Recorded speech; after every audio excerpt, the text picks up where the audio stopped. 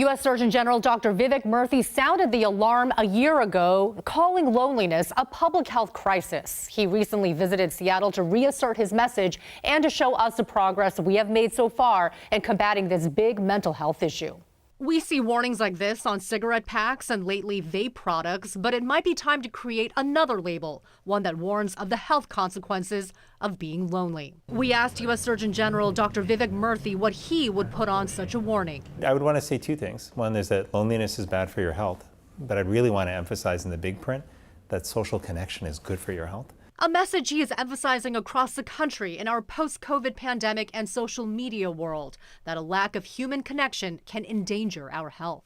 People who struggle with a sense of being socially disconnected from each other, their risk of depression, anxiety, and suicide goes up. But their risk of heart disease and stroke and dementia also go up. Murthy joined Washington Health Secretary Dr. Umair Shah for the Health Department's video series in May. Wellness is not just health, it's well beyond health.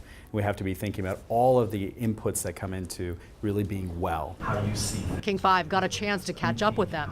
Their conversation, hosted by Red Eagle Soaring, a Seattle-based nonprofit that mentors Native youth, a locale with significance. Many of our cultural traditions, including Native culture, have threads of social connection and community embedded in them. It's something that's traditionally been valued, something that has been cultivated proactively. And something Dr. Murthy says would be helpful for all of us to adopt, and not something only doctors can cure. This is a problem that requires all of us as family members, as friends, as community members, to step up and ask the question, how can I show up in the lives of people around me?